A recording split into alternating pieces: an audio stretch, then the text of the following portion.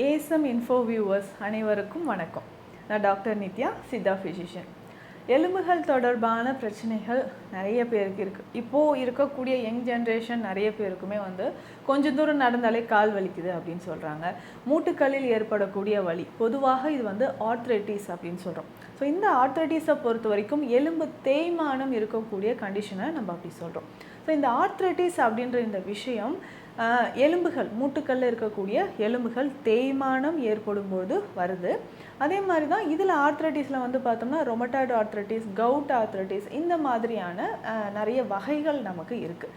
எலும்புகளை வலிமையாக வைப்பதற்கு என்ன உணவுகள் சாப்பிடலாம்? இதில் பொதுவாக பார்த்தோம்னா நிறைய பேருக்கு இந்த எலும்பு சம்மந்தப்பட்ட பிரச்சனையோ இல்லை ஒரு மெனோபாஸ் டைம் நெருங்கும்போது பெண்கள் நிறைய பேருக்கு பார்த்தோம்னா இந்த ஆஸ்டியோஃபோரோசிஸ் அப்படின்ற கண்டிஷன் இருக்குது. ஆஸ்டியோஃபீனியா அப்படின்ற ஒரு கண்டிஷன், எலும்புகளில் கொஞ்சம் தூரம் நடந்து லைட்டாக ஸ்லிப்பானாலே ஃப்ராக்சர் ஆகிற மாதிரி இருக்குங்க அப்படின்லாம் சொல்கிறோம் இல்லையா? ஸோ இந்த மாதிரியான கண்டிஷன் நம்மில் நிறைய பேருக்கு ஏற்படுது. ஸோ இந்த எலும்புகளை வலிமையாக வைப்பதற்கு என்னென்ன உணவுகள் நம்ம சாப்பிடலாம், இது ரொம்ப முக்கியம். இதில் தான் நம்ம ஒரு விஷயம் சொல்கிறது என்னென்னா, இந்த ராகி மால்ட் அப்படின்னு நம்ம சொல்கிறோம் இல்லைங்களா? ஸோ இந்த கேழ்வரகு சார்ந்த உணவுகள், ராகி மால்ட் அப்படின்னு சொல்கிறது ரொம்ப சிம்பிள். ஸோ வெறும் ராகி கேழ்வரகு பொடியை மட்டுமே பாலோடு கலந்து கொஞ்சம் ஏலக்காய் பொடி சேர்த்து காய்ச்சி குடிச்சிட்டு வந்தாலும் தினம்தோறும் அது நமக்கு அதிகமான ஆற்றலை தரக்கூடிய மாதிரி இருக்கும். இப்போ இல்லை இதுலேயே பார்த்தோம்னா கொஞ்சம் சிறுதானியங்கள்லாம் நம்ம சேர்த்து அது சத்து மாவு கஞ்சி நிறைய இப்போது மார்க்கெட்டில் அவைலபிளாக இருக்குது. இதுலேயுமே பார்த்தோம்னா நமக்கு சிறுதானியங்கள்லாம் சேர்த்த மாதிரியும் இருக்குது. இதில் முக்கியமாக நம்ம வீட்டில் ரெடி பண்ணுறோன்னா குதிரைவாலி கண்டிப்பாக இதில் இருக்கணும். அதுக்கப்புறம் பார்த்தோம்னா திணை, மூங்கில் அரிசி ரொம்ப ரொம்ப முக்கியம். அதுக்கு அடுத்தது பார்த்தோம்னா கருப்பு உளுந்து. ஸோ இது எல்லாமே மிஸ் பண்ணாமல் அதில் சேர்த்து நம்ம சத்து மாவு கஞ்சி ரெடி பண்ணிவிட்டு அதை நம்ம பயன்படுத்திட்டு வரும்போது எலும்புகள் நமக்கு வலிமையாக இருக்கும். மூட்டுக்கள் வலி இருக்குது, இல்லைங்க எனக்கு சுகர், அதனால் தாராளமாக இந்த சத்து மாவு கஞ்சியெல்லாம் நம்ம குடிச்சிட்டு வரலாம். அதுவும் சிறுதானியங்கள் சேர்ந்த இந்த மிக்ஸ் நம்ம குடிக்கும்போது எலும்புகள் வலிமையாக இருக்கிறது நமக்கே தெரியும். ஸோ பொதுவாக பார்த்தோம்னா இந்த உப்பு வகைகள் அப்படின்றது ஒரு மருந்து வகை சித்த மருத்துவத்தில் இருக்குது.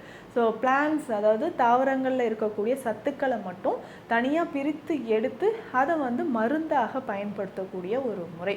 ஸோ இதை நம்ம ஃபாலோ பண்ணும்போது கொஞ்சம் கொஞ்சமாக நம்ம உடலில் இருக்கக்கூடிய பிரச்சனைகள், எலும்புகள் நமக்கு வலிமையாக ஆரம்பிக்கும் அப்படின்னு சொல்லலாம். ஸோ இந்த எலும்புகள் வலிமையாக இருப்பதற்கு நம்ம என்ன பண்ண போகிறோம்னா, இந்த உப்புக்களை நம்ம பயன்படுத்தும் போது அதிகமான ஆற்றல் நமக்கு கிடைக்க ஆரம்பிக்குது. உப்புக்கள் அப்படின்னு சொல்லும்போது பிரண்டை உப்பு, கரிசாலை உப்பு, வேலிப்பருத்தி உப்பு, இந்த மாதிரி மூலிகைகள்லேருந்து எடுக்கக்கூடிய உப்பு வகைகளை நம்ம ஸ்பெஷலாக பார்த்தோம்னா இந்த சூரண வகைகளோடு சேர்த்து கொடுக்கும்போது எலும்புகள் நமக்கு வலிமையாக இருக்குது அப்படின்னு சொல்லலாம். இதில் முக்கியமாக இந்த பிரண்டை உப்பு, ஸோ போகர் சித்தர் சொன்ன வழிமுறைப்படி இந்த பிரண்டை உப்பு அப்படின்னு சொல்கிறது நம்ம வாயிலிருந்து ஆசனவாய் பகுதி வரைக்கும் ஏற்படக்கூடிய சகல விதமான நோய்களுக்கும் மிக சிறந்த ஒரு மருந்து அப்படின்னு சொல்கிறது தான் இந்த பிரண்டை உப்பு. ஸோ இதை நம்ம மருந்தோடு சேர்த்து, இப்போ உதாரணத்துக்கு நம்ம பார்த்தோம்னா குறுந்தொட்டி சூர்ணமோ இல்லை அஸ்வகந்தா சூர்ணமோ நம்ம பயன்படுத்தும் பொழுது இதை அதனோடு சேர்த்து நம்ம சாப்பிட்டுக்கிட்டே வரும்பொழுது மூட்டுக்களில் ஏற்படக்கூடிய வலியானது குறைய ஆரம்பிக்கும். பெரும்பாலும் மூட்டுக்களில் வலி இருந்துச்சுன்னா நெய் மருந்துகளும் சித்த மருத்துவத்தில் பயன்படுது. இதில் முக்கியமாக பார்த்தோம்னா தண்ணீர் விட்டான் நெய், அதாவது சதாவரி அப்படின்னு சொல்கிறோம். இந்த சதாவரி நெய்யை நம்ம பயன்படுத்தும் போது கொஞ்சம் கொஞ்சமாக நம்ம மூட்டுக்களில் இருக்கக்கூடிய வலி, எலும்பு தேய்மானம் இது நமக்கு குறைய ஆரம்பிக்குது. ஸோ மூட்டுக்களில் இருக்கக்கூடிய வலி அப்படின்னு சொன்னோம்னா ஸோ பெரும்பாலும் மூட்டுக்களில் அந்த சைனோவியல் ஃப்ளூயிட் நமக்கு குறைய ஆரம்பிச்சிருக்கும். ஸோ எலும்புகள் ஒன்றோடு ஒன்று தேய்ந்து நமக்கு வலியை உருவாக்கும். ஒரு சிலருக்கு பார்த்தோம்னா நடக்கும்போதே தள்ளாடிட்டே நடப்பாங்க, கால் எலும்பு லேட்ரல் சைடில் பெண்ட் ஆகிருக்கும். ஸோ இந்த மாதிரி இருந்ததுனாலும் நமக்கு என்ன பண்ணலான்னா இந்த நெய் மருந்துகளை பயன்படுத்தும் போது கொஞ்சம் கொஞ்சமாக மூட்டுக்களில் இருக்கக்கூடிய ட்ரைனஸ், வறட்சி தன்மை நமக்கு குறைய ஆரம்பிக்குது. ஸோ பொதுவாகவே இதை நம்ம பயன்படுத்த நம்ம உடலில், அதுவும் முக்கியமாக இந்த கால்சியம் டிஃபிஷியன்சி அப்படின்ற பிரச்சனை நமக்கு குறைஞ்சிக்கிட்டே வரதை நம்ம பார்க்க முடியும். ஸோ இதனோடு சேர்ந்து கீரை வகைகளை ரொம்ப முக்கியமானது அப்படின்னு பார்த்தோம்னா முருங்கை ரொம்ப முக்கியம். ஸோ முருங்கை கீரையை நம்ம சாப்பிடும்பொழுது மூட்டுக்களில் ஏற்படக்கூடிய வலிகள் குறைந்து எலும்புகள் நமக்கு வலிமையாக ஆரம்பிக்குது. ஸோ அதே மாதிரி தான் வேர்க்கடலை. ஸோ இந்த வேர்க்கடலை அப்படின்னு சொல்லும்போது ரிச் ப்ரோட்டீன், கால்சியம் இதில் இருக்குது. ஸோ நம்ம உடலில் வந்து தசைகள் தொடர்பான பிரச்சனைகள் இருந்தாலும் எலும்புகள் தொடர்பான பிரச்சனைகள், மூட்டுகளில் ஏற்படக்கூடிய வலிகள் குறையிறதுக்கும் நமக்கு வேர்க்கடலை பயன்படுது. இதுவுமே வந்து ஒரு கைப்பிடி அளவு தினம்தோறும் நம்ம சாப்பிட்டுட்டு வரலாம். இதில் முக்கியமாக பார்த்தோம்னா லட்சக்கொட்டை கீரை அப்படின்னு ஒரு கீரை இருக்குது.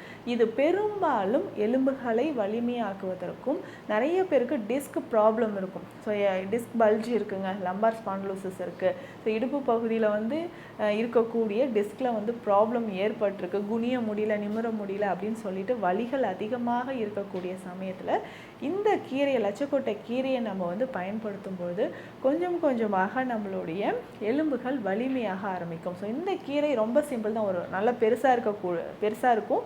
நம்ம பார்க்லேயோ இல்லை சாலை ஓரங்கள்லையோ நிறைய பேர் வீடுகள்லையுமே இது வந்து பார்த்துருப்போம். ஸோ இந்த கீரையை ஒரு 2 இலை எடுத்து நம்ம சின்ன சின்ன பீசஸாக கட் பண்ணி கூட நம்ம யூஸ் பண்ணலாம். ஸோ சூப் மாதிரியோ இல்லை பருப்பு சேர்த்து கடையல் மாதிரியோ நம்ம பயன்படுத்தும் பொழுது எலும்புகள் வலிமையாக இருக்க ஆரம்பிக்கும். ஸோ இதை தொடர்ந்து தினம்தோறும் நம்ம இரவு தூங்கும் பொழுது கொஞ்சமாக நம்ம என்ன பண்ணலாம், அஸ்வகந்தா சூரணம் அப்படின்னு சொல்லக்கூடிய அமுக்குரா சூர்ணம் ஒரு 1/2 ஸ்பூன் அளவுக்கு எடுத்து பாலில் கலந்து நம்ம குடிக்கணும். ஸோ இந்த மாதிரி குடிக்கும் பொழுது எலும்புகள் வலிமையாகிறது மட்டும் இல்லாமல் நம்ம உடலில் இருக்கக்கூடிய தசைகள், நரம்புகள் இது எல்லாமே நமக்கு வலிமையாக ஆரம்பிக்கும். ஸோ உடலில் இருக்கக்கூடிய தசைகள், நரம்புகள் இது வலிமையாவதற்கு நமக்கு அஸ்வகந்தா சூர்ணமும் பயன்படுது. ஸோ உடல் எலும்புகள் வலிமையாக இருப்பதற்கு எளிமையான சித்த மருத்துவ முறைகளும் உணவு முறைகளும் இந்த பதிவில் பார்த்தோம். மீண்டும் அடுத்த பதிவில் சந்திக்கலாம். நன்றி.